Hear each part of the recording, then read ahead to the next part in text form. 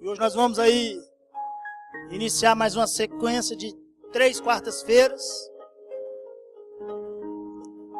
E nessas 3 quartas-feiras nós vamos falar sobre o poder do perdão. Fala para o irmão que está do seu lado, o poder do perdão. Aleluia. E o que é o perdão, amado? É essa graça de Deus. A graça do Senhor que nos perdoou de todo mal, de todo pecado, nos possibilitando salvação. Abra sua Bíblia no livro de Romanos, capítulo 6. Aleluia.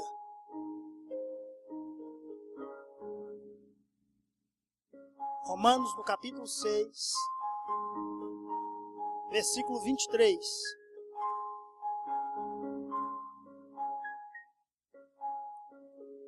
Diz assim a palavra do Senhor: pois o salário do pecado é a morte, mas o dom gratuito de Deus é a vida eterna em Cristo Jesus, nosso Senhor. Repita comigo: pois o salário do pecado é a morte.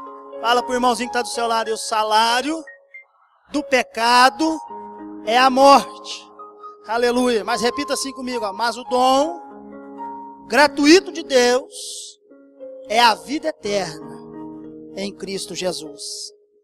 Para reforçarmos esse versículo, abra lá em Efésios, capítulo 2. Um pouquinho para frente aí. Aleluia. Efésios 2, verso 8. O que diz lá? Porque pela graça sois salvos por meio da fé.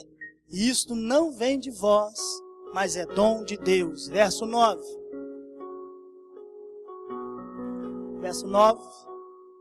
E não vem das obras para que ninguém se glorie. Verso 10.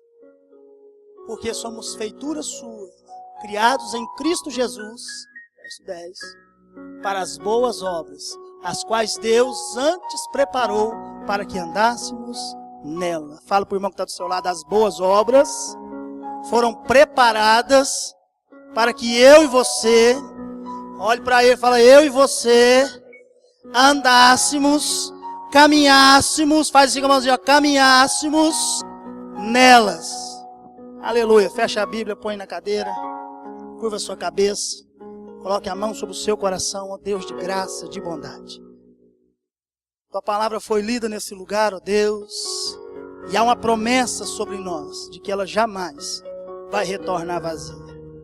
Mas ela vai cumprir um propósito, ela vai estabelecer algo novo em nós. Ela vai vir, Senhor, como semente, como uma boa semente. Portanto, ó Pai, faça do nosso coração essa noite a terra boa, a terra preparada, a terra, Senhor, selecionada, cuidada, adubada, Senhor, regada pelo Teu Espírito, para que essa semente boa caia, produza, Senhor, germine, cresça e produza em nós frutos, ó Deus, para a glória do Senhor. Queremos aprender contigo, ó Pai, fala conosco, em nome de Jesus. Amém. Tome o seu assento aplaudindo a Ele bem forte. Aleluia. E a graça, amada de Deus, esse favor não merecido, a graça foi esse ato, de perdão, de misericórdia de Cristo por nós. Quando, Deus vai agora e envia o seu Filho amado, quando Ele envia Jesus, Deus estava em Cristo, reconciliando consigo a humanidade, reconciliando consigo o homem. Não havia possibilidade no homem por si só de salvação. É por isso que Efésios diz que a salvação é pela graça, é por esse favor de Deus. Não vamos ser salvos, amado, porque eu fui bonzinho, mais ou menoszinho, porque afinal de contas eu não fui tão ruim assim. Não, o que diz lá ainda no verso 8, 9 e 10 de Efésios? Que isso não vem de nós, para que ninguém se glorie. Ninguém vai estar lá no céu falando assim: não, estou aqui porque eu fui bom, estou aqui porque eu cumpri as regras, estou aqui porque eu era melhor do que os outros. Não, mas nós vamos estar lá dizendo assim, não, estamos aqui porque a graça de Deus me alcançou, porque o favor de Deus me alcançou, porque o perdão de Deus me alcançou, porque esse favor que eu não merecia foi liberado sobre a minha vida. A graça do Senhor foi liberada sobre a sua vida, querido. E é isso que gera salvação, é isso que gera resgate. O perdão de Deus está sobre nós, o perdão de Deus está sobre a sua casa, o perdão de Deus está sobre a sua família, o perdão de Deus está sobre a sua vida. Você já não está mais agora preso à dívida do pecado, porque aquela cédula que tinha o seu nome e que te condenava à morte, ela foi rasgada por Cristo Jesus na cruz do Calvário. Ela foi rasgada em meu favor e em seu favor. Ele pagou o preço. E há agora sobre nós, queridos, essa tarefa, essa missão de entendermos o perdão de Deus, de entendermos o que Deus fez por nós. Porque quando nós caminhamos, querido, segundo o nosso entendimento, as nossas relações vão ficando de crédito e débito.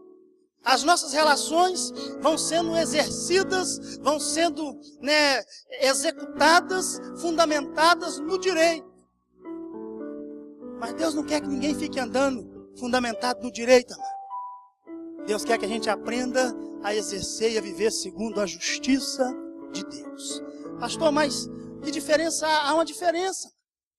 Porque nós temos dificuldades em caminhar segundo a graça, porque nós temos dificuldade em entender a graça, porque ainda continuamos a viver segundo aquilo que é direito. E queremos exercer e fazer valer o direito. E por conta de querer fazer o direito valer na sua vida, e por conta de querer fazer com que os direitos sejam igualitários, quantitativos, iguais, tem muitos casamentos acabando, tem muitas famílias se dissolvendo, tem muitos lares indo de mal a pior, porque a gente não discerne isso de Deus, não vivemos a plenitude da graça. Você quer ver só? Vou te dar um exemplo. Cadê? Vem cá, Zé. Vem cá, Zé. Vem, eu sei o Robson, correndo. A gente vive segundo aquilo que é direito. Então, o Robson mais o Zé trabalharam aqui na igreja, e fizeram aí um bom serviço. E eu vou, só para você entender, eu já ensinei isso aqui na igreja antes. Capinar o terreno da igreja. Pegar na mesma hora, parar para almoçar na mesma hora. Tem outra caneta aí, pastor? Dá uma caneta aí. Quem tem mais caneta aí? Não, caneta. Aí, pronto. Dá outra aí, pastor. Você não vai querer receber a pequenininha, não. Trabalharam o dia inteiro, fizeram o mesmo serviço, andaram segundo, no mesmo horário. E eu vou pagar 4 canetas para eles. Então o que é justo? 2 para você. 2 para você. Foi justo, amado? Trabalharam o mesmo tanto. Fizeram o mesmo serviço. 2 para um. 2 para o outro. Isso é justo. Isso não é justiça, querido. Isso é direito. Porque justiça não é rachar no meio. Rachar no meio é direito. Quem falou que o Robson precisa de 2? Ele está bem mais fortinho. Às vezes com 1 ele está bem servido. O Zé está com 3, está bem servido. E quantas vezes, amado, na nossa casa, alguém precisa de uma atenção diferenciada? Quantas vezes na nossa família? Por quê? Pode devolver as canetas. Quem entendeu aqui, amado? Porque nós ficamos querendo rachar no meio, nós queremos exigir o direito, nós queremos que seja feito segundo aquilo que é o meu direito. Eu não abro mão da segunda caneta, eu não abro mão do pagamento, eu não abro mão da dívida, eu não abro mão de receber aquilo que é o meu direito. E muitas vezes eu esqueço da justiça. Porque a justiça de Deus, amado, justamente é isso, é atribuir direitos a quem não tem. Porque Jesus Cristo, lá na cruz, estava atribuindo direitos a nós que não tínhamos direito a nada. E lá na cruz Ele te deu direito à salvação. Lá na cruz Ele não quis rachar no meio. Ele não quis exigir a sua parte. Ele não quis que você pedisse desculpa. Ele não quis que você pagasse algo. Não, amado, Ele foi lá e pagou a conta sozinho. Mas nós não queremos dividir nada com ninguém. E perdemos o privilégio de entender o perdão. E para entendermos a graça do perdão, e nós vamos caminhar sobre esse tema nas próximas 3 quartas-feiras, essa mais 2. Nós precisamos ver como que Deus lidava com o povo, como era a tratativa de Deus com as pessoas, com a igreja, no Antigo Testamento. Aonde não havia a graça, existia a lei. Fala para o irmão aí, não havia graça, existia a lei. Fala para ele assim, a graça exerce a justiça. A lei requer os direitos. Como é que você tem vivido a sua vida? Exercendo a justiça ou requerendo somente os seus direitos? E tem gente que não abre mão de nada, nem do controle da televisão, não abre mão nem do pedaço de bife, não abre mão de nada. E é por isso que a vida se torna o quê? Um peso.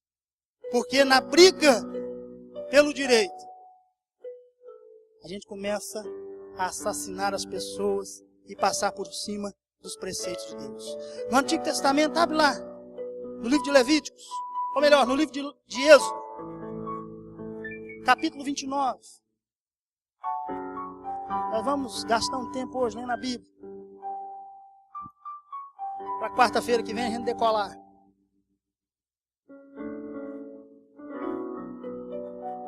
Êxodo 29.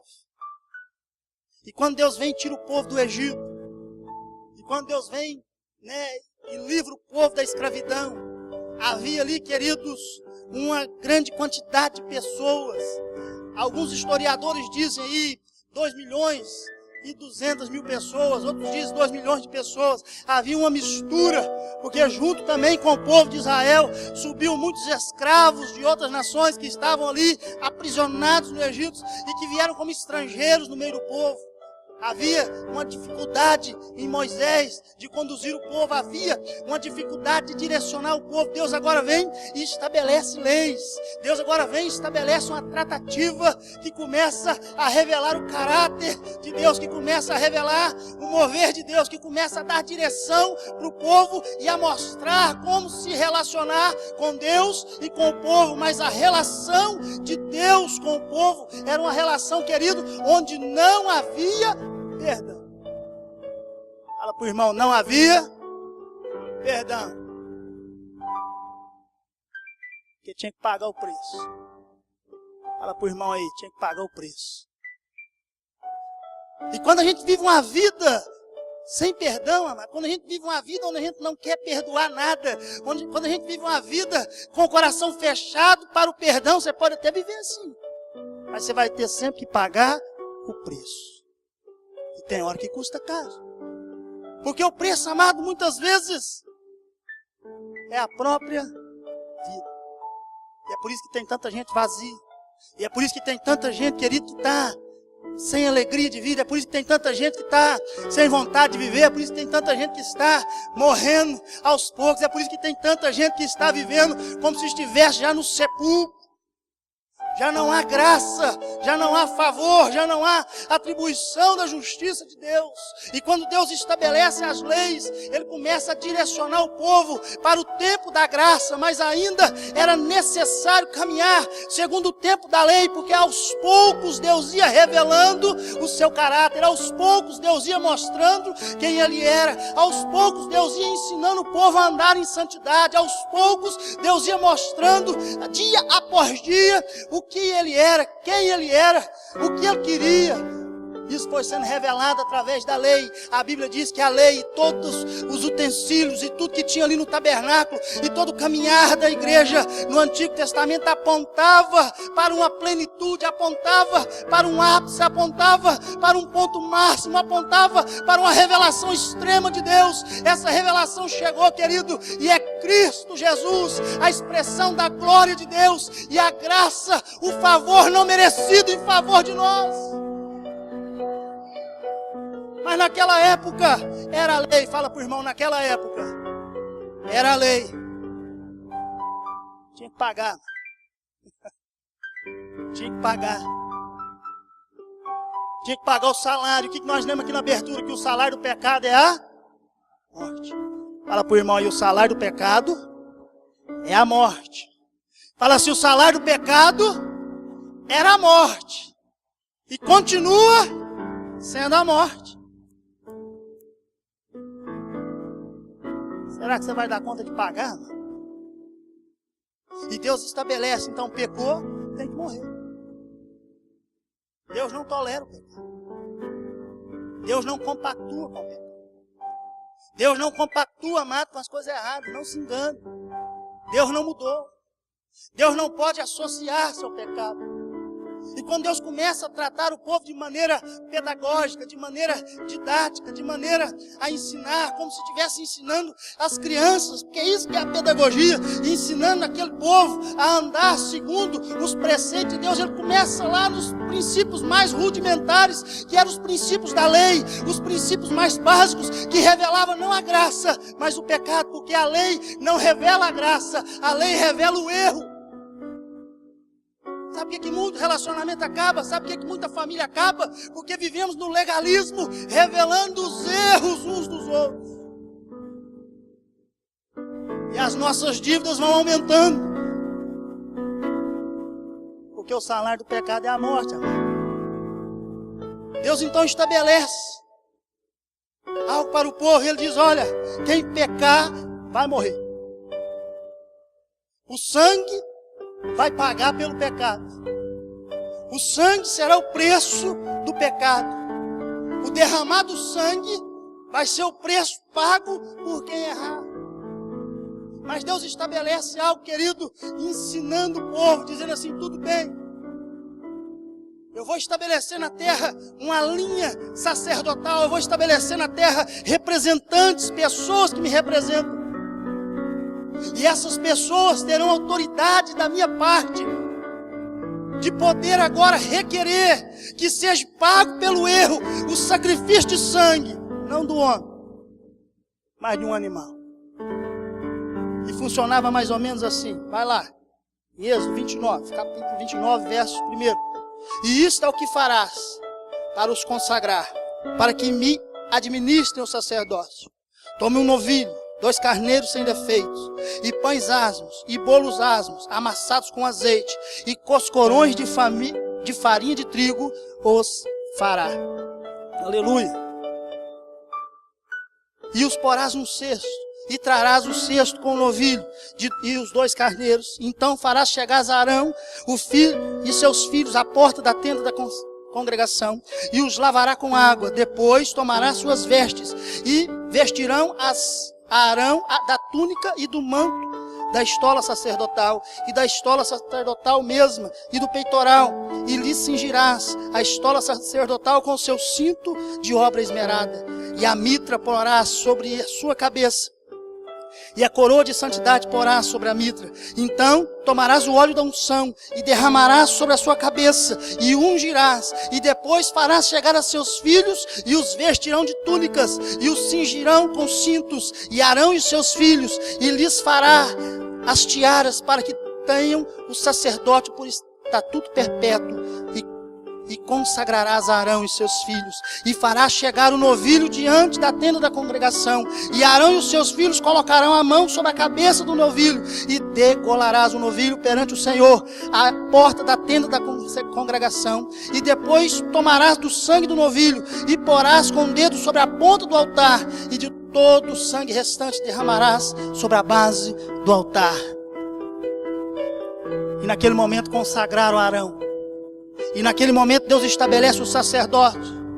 E naquele momento Deus dá poder àquele homem para que houvesse um sacrifício em favor do pecado.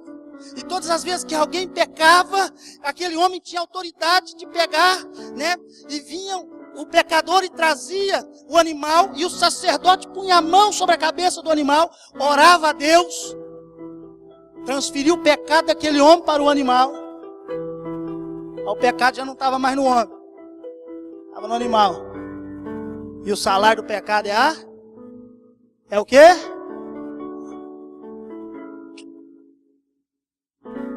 E aquele animal pagava pelo pecado. Assim ficou estabelecida a lei. Na relação de Deus com o homem, na relação no Antigo Testamento, na relação, querido, da igreja dos nossos antepassados, essa relação onde não havia graça, onde havia um momento de se pagar o preço. Havia, querido, essa relação de não ter perdão. Tinha que pagar. A relação de Deus com os homens. Havia também, queridos, sacrifícios pelos pecados ocultos.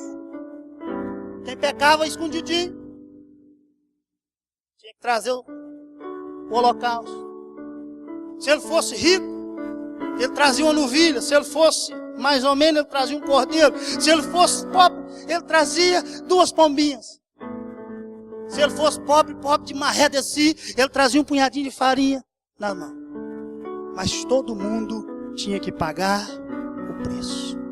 Fala para o irmão, e todo mundo tinha que pagar o preço. Como é que você está se relacionando, querido? Você tem exigido o preço das pessoas?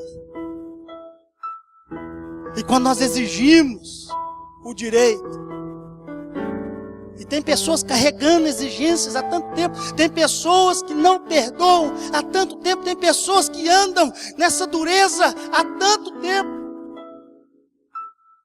e se esquecem que quando eu exijo o direito, me é também exigido que eu pague o preço.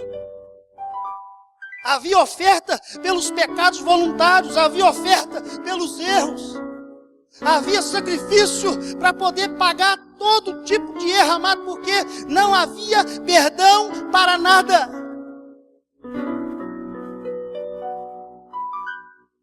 E talvez você está levando a sua vida assim, não há perdão para nada. Talvez as pessoas tenham agido com você assim, não há perdão para nada.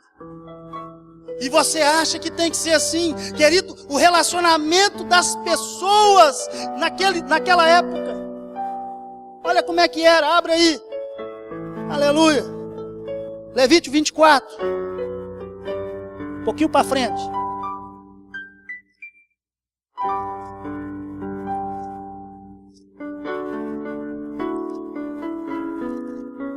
Levítico 24, versículo 10. Apareceu entre os filhos de Israel o filho de uma israelita com o pai egípcio, o qual contendeu com certo homem israelita no arraial. Então o filho da mulher israelita blasfemou o nome do Senhor e amaldiçoou, pelo que trouxeram a Moisés. O nome da sua mãe era Selomite, filha de Debri, da tribo de Dan. Levaram-no à prisão até que se lhes fizesse declaração pela boca do Senhor. Disse o Senhor a Moisés: tira o que blasfemou fora do arraial, e todos os que ouviram porão as mãos sobre a cabeça dele, e toda a congregação o apedrejará. Aos filhos de Israel dirás: qualquer que amaldiçoar o seu Deus levará sobre si o teu pecado.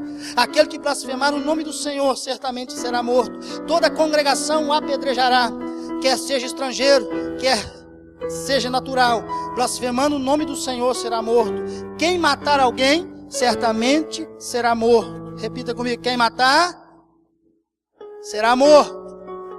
Aleluia. Verso 18. Quem matar um animal, o restituirá por sua vida. Se alguém desfigurar o seu próximo, como ele fez, assim também será feito. Quebradura por quebradura, olho por olho, dente por dente.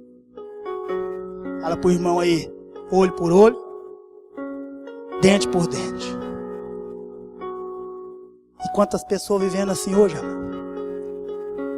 Olho por olho, dente por dente. Bateu, levou. Aqui eu não fico por baixo não, pastor. Aqui, se falar, leva. E vem na cabeça, não tenho papas na língua não, pastor. Eu aqui, não brinca comigo não, que o bicho pega. Lá em casa, eu não levo desaforo para casa, e lá em casa eu não fico com desaforo de jeito nenhum. Porque comigo é assim, pastor, é olho por olho, dente por dente. Porque, querido, não havia perdão. Imagina. Porque cobrar as faltas dos outros é muito bom. Imagina se fossem cobrar as suas faltas. Exigir que os outros façam é muito bom. Mas imagina se fosse para exigir de você. Falar do que os outros fez é muito fácil. Então, amada, a relação era de direito. Era de que se pagasse. Agora o problema de se pagar, amada, é que muitas vezes, talvez a gente consegue pagar. Mas aquilo que eu pago não gera em mim gratidão. Aquilo que eu pago não gera em mim, querido, um coração agradecido. E é por isso que facilmente a gente erra de novo, é por isso que facilmente a gente maltrata as pessoas, é por isso que facilmente eu exijo direito, é porque o dia que me exigiram, eu paguei a conta direitinho, então agora não há gratidão, há um orgulho no meu coração, porque eu fiz por merecer.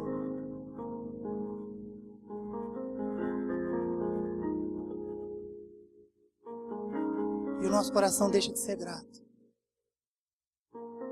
porque a gratidão, ela é fruto do perdão na nossa vida. Fala para o irmão, e a gratidão é fruto do perdão. Então a relação estava desse jeito. A relação de Deus com o homem estava de pagar o preço. A relação do homem com o homem estava de exigir o direito. Mas para que isso, pastor? Porque era necessário isso. Porque a lei revelava o que, amado? O pecado, o erro. A lei existiu para quê? Para revelar o tanto que a gente erra. O tanto que a gente falha. E a vida daquele povo era nada mais, nada menos do que pagar o preço. Do que pagar o exigido. Agora o interessante, amado, é que por mais que pagassem, por mais que fizessem, por mais que trouxessem ofertas, por mais que trouxessem sacrifício, não era suficiente para saldar a dívida. Havia sempre um déficit. E estavam sempre no vermelho. E a situação das pessoas que vivem na exigência do dinheiro, na exigência do direito, perdão, na exigência de que se faça uma carência, e no coração dessas pessoas ainda há a sensação de que está faltando sempre tudo. Porque quem exige, amado, é porque não tem. Porque quem exige é porque sente que está faltando, amado, o coração daquele que é grato. Ele não tem exigência, ele está pronto para amar, para abençoar, porque entendeu que Deus derramou grandemente na vida dele, e agora ele é livre para abençoar. Deixa eu te falar um negócio, você é livre para abençoar. Não precisa ficar exigindo nada não, mano. Porque tudo que você precisa, Deus está pronto para te dar. Mas assim estava aquele povo, caminhando debaixo desse jugo. caminhando debaixo dessa revelação. E durante muito tempo, Deus permitiu que o povo andasse debaixo da lei. E durante muito tempo, Deus permitiu que o povo caminhasse segundo a lei. Não que a lei fosse ruim, amado, mas a lei não era para a salvação. A lei era para revelar a escuridão e o pecado na vida das pessoas.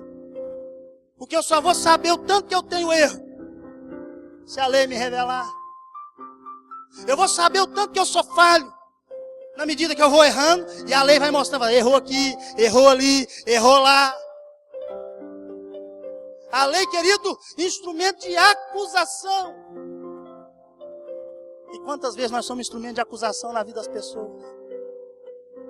Porque nós achamos que somos evangélicos. Afinal de contas, nós já, conhecemos a Jesus. Então nós estamos cheios de que esse vai para o inferno, esse não vai, esse está salvo, esse não está. A gente sabe tudo que é errado, mas a gente não faz nada que é certo.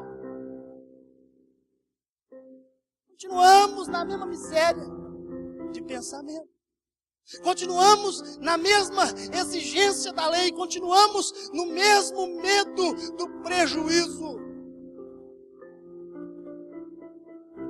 Sabe por que a gente não perdoa? Porque a gente quer exigir o direito. Sabe por quê? Porque estamos com medo de ficar no prejuízo. Porque afinal de contas, ele não podia ter feito isso comigo. Afinal de contas, ela não podia ter feito isso comigo. Afinal de contas, ele não podia ter me tratado assim. Afinal de contas, ela não podia ter tomado essa decisão. Afinal de contas, ele não podia ter feito isso. Afinal de contas, não podia ter acontecido aquilo. Deixa eu te falar um negócio, meu irmão. Sabe por que você está tão decepcionado? É porque a sua esperança, a sua expectativa estão nas pessoas. Coloca a tua esperança em Deus e a alegria vai brotar no teu coração. Coloque em Deus. Porque enquanto a tua esperança não estiver em Deus, você vai viver uma vida frustrada. Porque quando a tua esperança e a tua alegria estiver de fato em Deus, a tua alegria vai estar no campo das alegrias que não podem ser roubadas. Pode cair o mundo, você vai estar em paz. Pode desmoronar tudo. A paz vai estar no seu coração. Aquele povo vivia sem paz. Aquele povo não tinha paz, porque o camarada levava lá a oferta pelo pecado, o sacerdote orava, punha a mão, degolava. Na saída do templo, se alguém o empurrasse, ele tropeçasse, se alguém discutisse com alguém, já era necessário levar outro sacrifício. Porque era a única maneira daquele povo estar diante de Deus. Sabe por quê? Porque Deus não compactua com pecado. Fala para o irmão que está do seu lado aí. Deus não compactua com pecado. Havia necessidade de expiar o pecado. Havia necessidade de tirar o pecado do meio do povo. Havia uma necessidade de fazer uma expiação pelo pecado. Então havia essa figura do sacerdote, que colocava a mão sobre o animal e transferia o pecado da pessoa para o animal, porque ele tinha essa autoridade diante de Deus. E ele livrava aquela pessoa. O sacerdote era aquele que tirava, o pecado e colocava sobre o animal. Ele tirava a carga, ele liberava o perdão ali e passava agora a culpa para aquele animal. Mas esse sacrifício era ineficaz, amado. Cada dia, outro sacrifício. A cada momento, outro sacrifício. E havia uma promessa de um sacrifício perfeito. E havia uma promessa de algo mais excelente. E havia uma promessa de uma revelação de Deus, de um favor de Deus, de um mover de Deus que possibilitaria o homem habitar junto com Deus, que possibilitaria mais ainda Deus habitar dentro do homem. Até que um dia começou-se a proclamar, começou-se a anunciar de uma certa luz, de um certo príncipe, de um certo rei, de uma certa mudança que traria refrigério, que traria algo diferente. Um dia Deus resolveu, entendeu, discerniu consigo mesmo de parar, de exigir o direito e agora revelar a justiça sobre nós. Sabe o que Deus fez? Falou assim, tá bom. Vocês não vão dar conta de pagar essa dívida nunca. Porque a nossa natureza é má. É por isso que a palavra de Deus fala que não há nenhum justo na terra. Não há nenhum bom. Fala a verdade, amado. Quem nunca foi correndo lá pegar o último pedacinho do bife? Quem nunca acelerou para estacionar na frente do outro? Quem nunca saiu correndo para entrar no banheiro primeiro?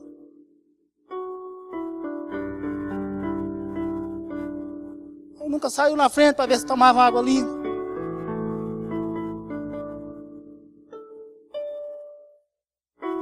Quem nunca comeu mais de um, sem se importar se às vezes alguém ia comer nenhum? Há uma inclinação para o mal. E Deus já sabia disso. Mas Deus precisava estar junto com o povo. Deus precisava gerar um povo. Deus precisava, ensinar ao povo de maneira didática, de maneira pedagógica, de maneira a trazer à luz o conhecimento. Porque Deus não precisa ser reconhecido, mano. Fala para o irmão, e Deus não precisa ser reconhecido. Tem gente que acha que Deus está em crise existencial. Tem gente que acha que Deus está lá em cima. Poxa, ninguém reconhece que eu sou Deus. Arcanjo Gabriel, marca um psicólogo para mim, porque ninguém jamais me adora. Não, Deus não precisa disso não. Deus não quer ser reconhecido. Agora Deus está querendo ser conhecido.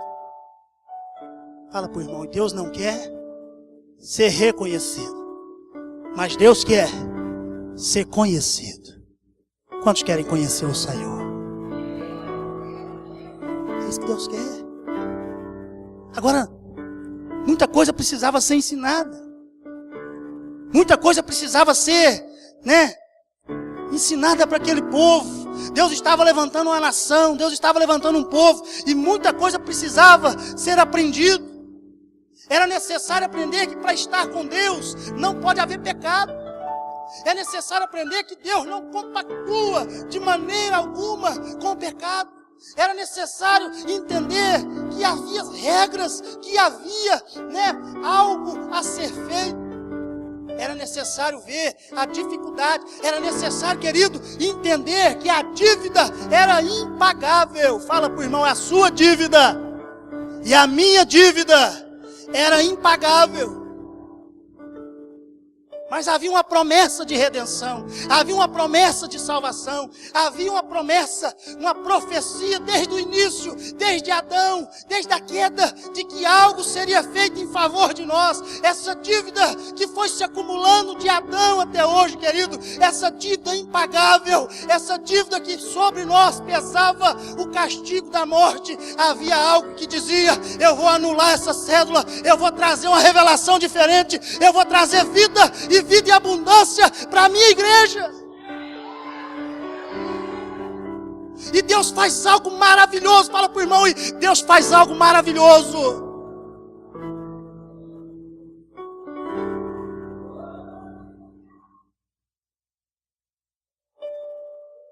Quarta-feira que vem eu conto. Fica de pé. Aleluia. Quarta-feira. Fala para o irmão, Deus faz algo maravilhoso. Quarta-feira o pastor fala. Coloca a mão sobre o seu coração.